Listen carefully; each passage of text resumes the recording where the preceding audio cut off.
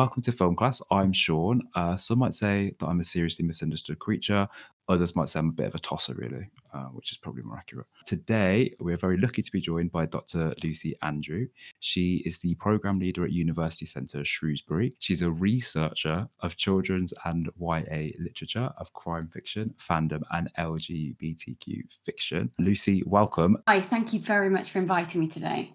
It's our pleasure, or I should say my pleasure. So I should explain to our listeners, Shane isn't here today, unfortunately, but we've got Lucy to fill in. So it's absolutely fine. We're very excited. And Lucy, the most important part of your CV I forgot there is that you are also, I think I'm accurate in saying that you are a Draco Malfoy mega fan or even stan. Is that correct? Yes, I'm an absolutely huge Draco Malfoy fan and avid Slytherin as well. So I'm a big Snape fan. So I was very excited to be asked to talk about the Half-Blood Prince because it's definitely my favourite, I think, being the most Slytherin of all of the books and films. It is, yeah. I felt this is definitely Slytherin's like moment of glory in the series. And I have to say, when we were planning out this series, you came into my head actually when I thought about this book because I'll never forget when I met you. You had a beautiful Slytherin shoulder bag, and I think that just lodged in my memory. I was just like, right, we need to get Lucy in for this episode. So, can you explain why are you such a committed member of the House of Slytherin?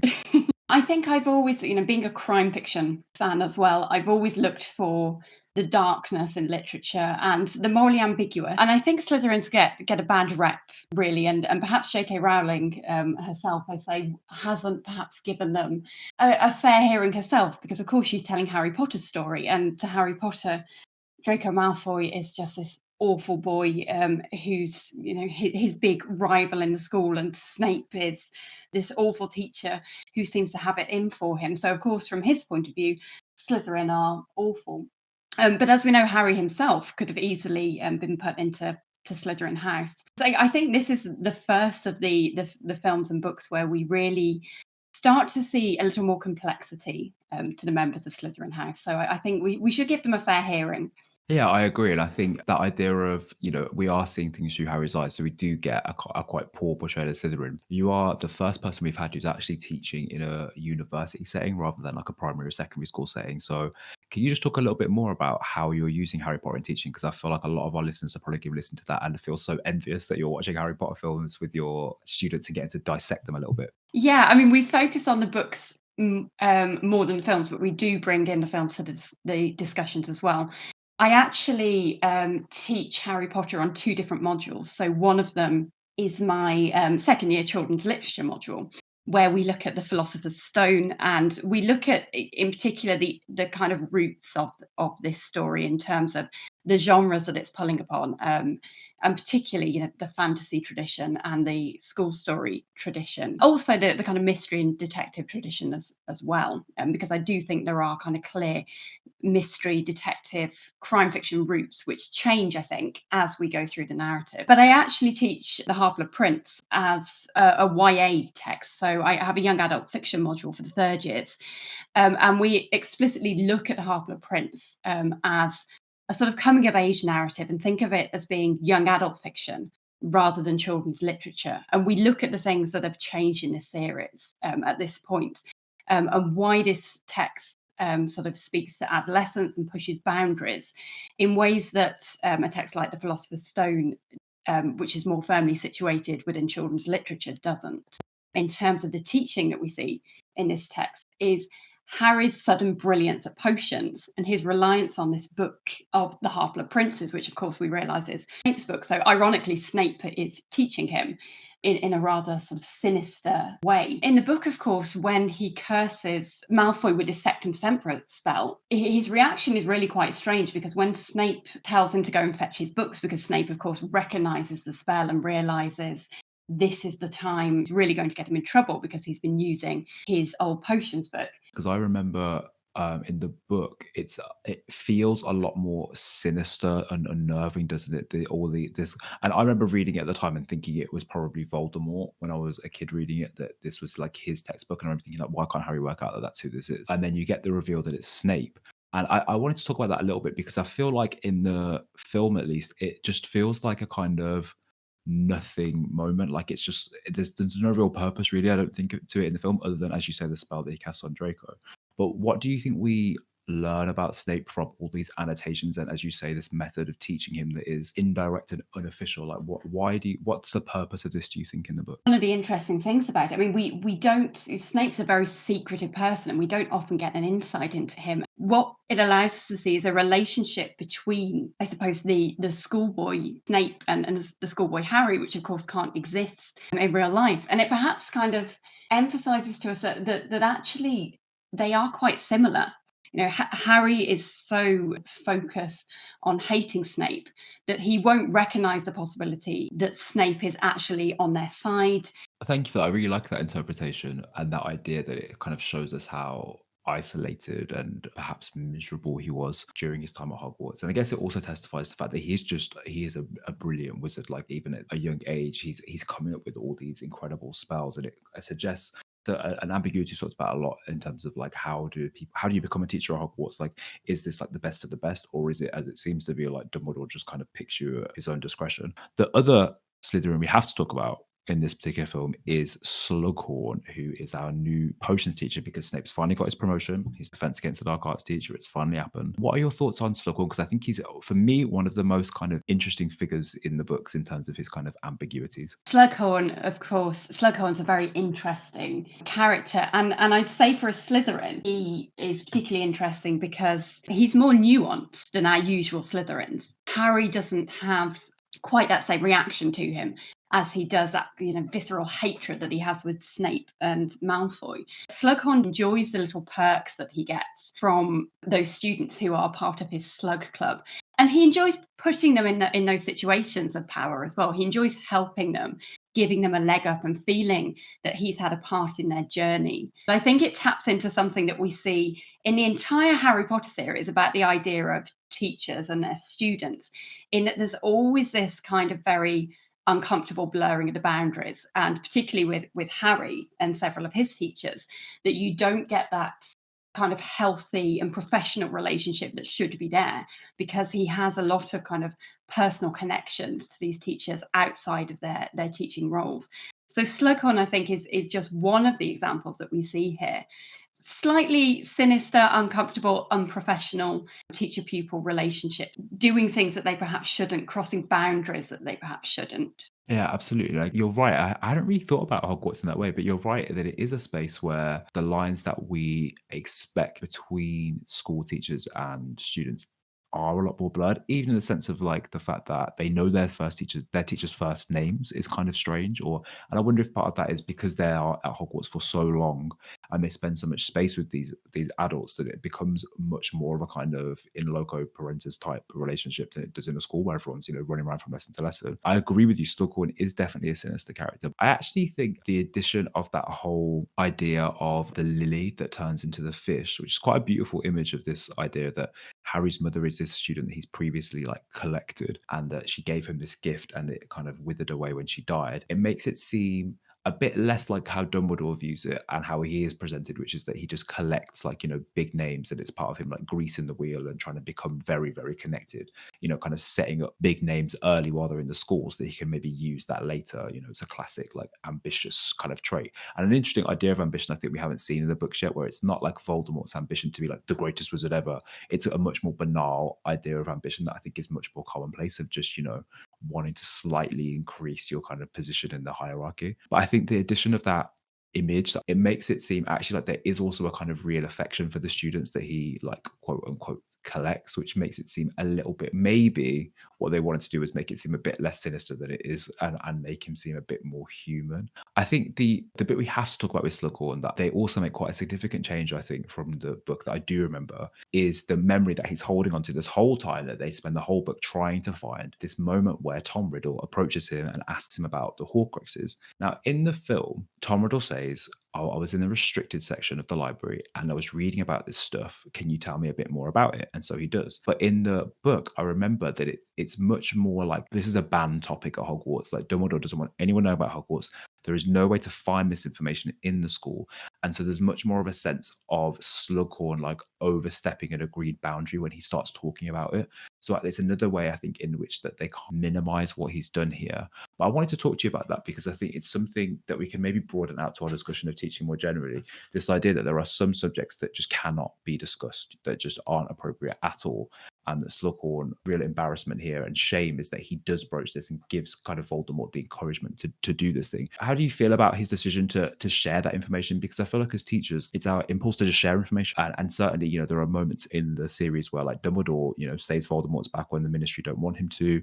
There are other moments where teachers say they're going to tell kids stuff that they shouldn't really be sharing with them because they think it's important. So I kind of sympathize with them in this moment because, it seems actually like not an innocuous question, but just a genuinely like intellectually curious kind of question. And it's only after he starts sharing the information that he realizes what he's done. So do you sympathize with him, or do you think he really did cross a boundary that he shouldn't have crossed? Yeah, I think it's a bit of both here. I think I do have sympathy for Slughorn, and that's why I say that he's a more nuanced character than most of the Slytherins that we've seen to this point. And yeah, you're quite right about that distinction that we get between the book and the film in terms of in the book, yes, it's very explicitly said that this is a banned subject at Hogwarts. So his transgression in actually sharing this information with Tom Riddle is a bigger one than perhaps we realise in the film. But I think there's a very kind of clear message here about the idea of teachers being human, that notion that as teachers you have to keep something of yourself hidden from your students. And that's something I think that Slughorn really struggles to do. Dumbledore is quite good at concealing things from Harry throughout the series, and it's only really in this book that we see him actually start to become a bit more honest with Harry. But Slughorn, we could see it almost as an endearing trait in some way, that he struggles to keep up this kind of professional front. I think, again, it's a difficult thing here because, of course, one of the reasons why Tom Riddle is probably seeking this information to begin with, in this quite sinister way, is because it's banned, because it's something that he shouldn't know, and therefore he automatically wants to know it. So he puts Slughorn in a really difficult position here, and I do feel for him. Yeah, absolutely. And I think I like that contrast you've just drawn between Dumbledore and Slughorn, because one of the things that really struck me on rewatching all the films this time was that element of Dumbledore you spoke about, where it starts off, here's our cozy, like genial figure, and he also becomes, I think, quite sinister by the time of the end of the books, and we know he knows that essentially Harry's going to have to be killed for this whole situation to be resolved. Actually, particularly in the films, there isn't really that sense of conflict, so even when we see the beginning where he takes Harry to Slughorn and he's just basically like, he's going to collect you, he's quite openly using Harry here, and it's for a common good, but there's a sense that he's actually quite comfortable with using Harry for a common goal. And also he never, as you said, he never shares the full picture. He's very controlling with his information. And I think you're right that there's something more endearing and relatable about Slughorn as someone who he just wants the kids to like him, especially the kids that he's decided are, his favorites. Although that element of like very blatantly picking your favorites based on their social status, I think we could certainly challenge. Quite a few of the guests that we've had have mentioned that they started to go off the books. Some people said from Azkaban, some people said from about this point. And I wonder if it is because I think the reason why this world is so attractive to so many people is because it's comforting, magical, and it's fantastical, and it can ignite your imagination. But it's also Hogwarts is a very much a comforting place to be. It's an idealized school, and that is dashed by this book. It no longer is. The dark marks above the school, the Death Eaters have infiltrated, Dumbledore is dead, and it forces you to confront, I guess, the reality of the situation that Harry's in, and therefore to a certain degree withholds that like comforting fantasy from you that previously the books have provided. There's a lot more teaching in the book than there is in the film. And I know obviously some of this is for reasons of space, but one of the most interesting things is that Snape has been desperate to be Defense Against the Dark Arts teacher for so long, and yet we don't actually see that happen in the films. We don't see him in action. There are quite a few scenes in the book where we actually see Snape teaching the Defense Against the Dark Arts. I nearly said the dark arts there, which is what Harry sort of suggests he is doing, because he talks about how he talks about the dark arts with reverence when he's teaching them, and Harry's disgusted by this. But I almost feel sorry for Snape here, that his crowning moment in the film, we never see him teaching Defense Against the Dark Arts. So the only way in which we see Snape as a teacher in the films is actually through the Half-Blood Prince's potion book and how he's teaching Harry. But of course, Harry doesn't know that it's Snape who's teaching him here. You're right. It's like it's almost like a kind of like narrative revenge, isn't it? Because although it's a third person narrative, we very much see everyone through like Harry's perspective. Everything's filtered through his eyes. So it's almost like he doesn't want to give Snape the satisfaction of his glory to the reader. Like we are not going to really get to enjoy it. Although you said that there are more scenes in the books. It's like that's still being withheld from us that we get to see like Snape finally doing the subject that he really wants to do. We have had a bit of a running battle that I wasn't expecting. It was quite interesting between myself and Shane, where every week we're pitting McGonagall against Snape. I do love McGonagall; she's my favorite teacher, and so every week we just seem to be like, "Well, Snape wasn't great here, was he? Well, what about McGonagall here?" I have to say, given what we know eventually about why Snape does what he does, that this is, I guess, this is one of the bravest moments in the books in terms of him actually killing Dumbledore as requested and joining the Death Eaters as a kind of deep cover action. But also McGonagall does have a moment I just wanted to touch on right at the end that I just think is really beautiful, where Dumbledore's dead and she initiates the kind of raising of the wands. It's such a elegiac image and it kind of disperses the dark mark, but then also has a really quiet moment in Dumbledore's office, doesn't she, where she approaches Harry and she just like offers him support, and she's not pushy. She just says support is there if he needs it. He meant a great deal to Dumbledore, and Harry doesn't respond and she doesn't force the conversation. And I think you can really see the artfulness of that. It's a really difficult thing, I think, actually to engage with students and young people who are maybe troubled or have experienced loss in a way that she does here, which is really, really sensitive. So this is a great McGonagall moment, much as, yes, this is very much Snape's film. I did want to ask you, Lucy, just a few questions we've been asking everyone, although I've got an additional question for you, actually, because you have a unique perspective here as someone teaching in a university. We have spoken previously with a primary teacher and we've kind of like speculated on, do we think the kids have a primary education? We kind of decided that it seems they don't. They just kind of get educated at 11. Do you imagine, or like, let's just speculate here. Do you think once they leave Hogwarts, there is a university they go to? Because of course, all the teachers are professors, but that title's never really explained. When we know in our world that's a difficult title to achieve. You have to be an academic for many years to attain that. What do you imagine? Yeah, that's a really interesting point. With particularly, I was thinking about it with certainly in the book version, which I'm not sure we see in the film. Of course, Tom Riddle tries to become a teacher at Hogwarts, and he has his own reasons for this. But he tries to apply sort of straight from school, and it did get me thinking. Hang on, there doesn't seem to be any training for teaching here. And they do say to him, "Oh, come back when you're a bit older," and he does come back, but he doesn't seem to have done any training. So there does seem to be a kind of arbitrary sort of education system here in terms of, certainly in terms of teaching. I know for some of the other professions, there's a suggestion that you at least have to have taken certain subjects at school. We see that with Harry wanting to become an Auror, and McGonagall sort of being this mentor figure who's telling people what subjects they need to take. So there is sort of a level of that, and I think that there's obviously things like Auror training, etc. But obviously there's no mention of university at this point, and I don't know whether Rowling has kind of since created it. But for teachers, it does seem to be odd sort of hodgepodge of different types of characters, and there are different reasons why they come in here. So there's a kind of weird collection of teachers and a weird collection of reasons for them being there. Which is why I think some of the teachers are a lot more capable, perhaps, than others. We get people like Professor Trelawney, for example, who is just there because she's made this prophecy about Harry and Voldemort, which she doesn't realise she's made, and she's there for her own protection. So there are people that are pulled in. And you think, what qualifications do they actually have to do this? And McGonagall, I think if anyone has been through a teacher training program, I feel that it's McGonagall, because I do agree that she is, as a teacher, she's a really safe pair of hands. And I like that moment that you picked up on in the film that's not in the book, where she goes to erase the dark mark and then everyone raises their wands. That McGonagall is someone who, I've been talking about, there's boundaries between teachers and pupils, and she's someone who is and is quite fair and is able to be a disciplinarian when she needs to be. She's able to be a mentor when she needs to be, but she has that balance right in a way that I think pretty much no one else at Hogwarts does.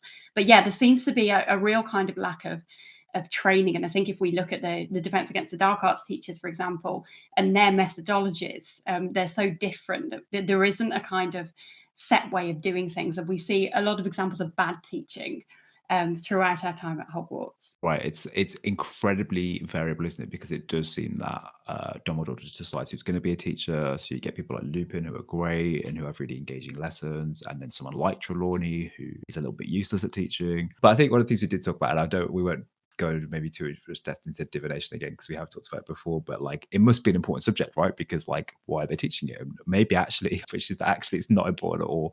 Dumbledore just wants to keep her there, so it's just like, well, we'll just the cover will be she'll teach divination, which everybody knows is like a load of nonsense. But that brings us to our final question to you, Lucy.